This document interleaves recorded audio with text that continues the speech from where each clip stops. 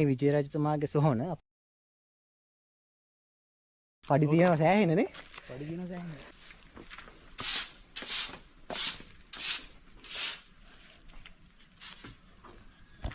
මයින්ගල.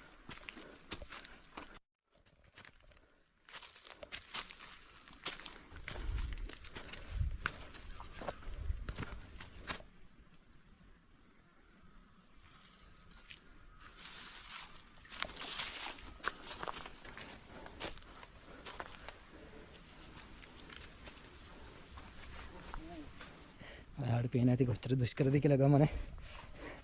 දන්නේ නැතු උනානේ ඉන්න පාතනිය. අපි දැන් කන්දේ මුදුනටම ඇවිල්ලා තියෙන්නේ.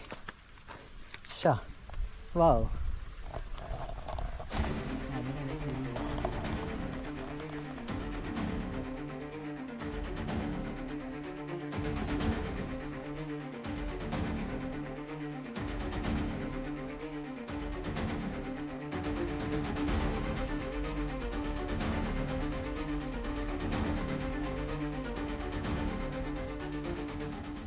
මේ විජය රජතුමාගේ සොහොන අපි මේක ඉතිහාසය ගැන කතා කරොත් විජය රජතුමා ලංකාවට එන්නේ විජය රජතුමාගේ හොඳම යහළුව පිරිසක් එක්ක තමයි ලංකාවට ඇවිල්ලා ලංකාව පාලනය කරන්න ගන්නේ.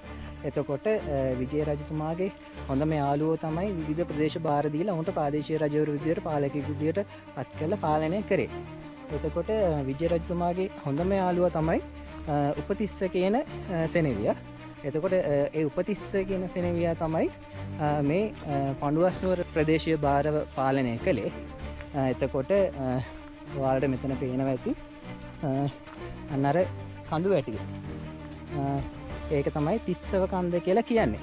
ඒතොර ඒ උපතිස්ස කියන සෙන්පතිය මෙන්න මේ තිස්සව කන්දේ ඉඳලා තමයි මේ ප්‍රදේශය පාලනය කරා කියලා පුරාවතවල තියෙන්නේ.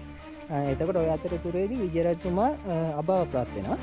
ඉතින් විජය රජතුමා මිය ගියාට පස්සේදී ඔහුගේ හොඳම යාළුවා විදියට උපතිස්ස රජතුමා විජය රජතුමාගේ දේහය බාර අරගෙන ඔහුගේ ප්‍රදේශයට ගෙනල්ලා ඔහුට කරන ගෞරවයක් විදියට මේ පඬුවස්නුවර ප්‍රදේශයේ උසම කන්ද තමයි මේ මැදගම කන්ද කියලා කියන්නේ. ඒතර විජය රජතුමාන්ට කරන උපහාරයක් විදියට උපතිස්ස සෙන්පතියාගේ ප්‍රදේශයේ උසම කන්ද වන මේ මැදගම ප්‍රදේශයේ උසම ස්ථානයේ විජය රජතුමාගේ දේහය තැන්පත් කරලා මේ සොහොන නිර්මාණය කරා කියලා තමයි පුරාවෘත්ත සඳහන් කරන්නේ. එතකොට නමුත් සෙනරත් පරණිතාන මහත්මයාගේ කියවීම අනුව ඔහු කියන්නේ මේ ප්‍රදේශය ඉස්සර රහතන් වහන්සේලා වැඩම කර ස්ථානයක්.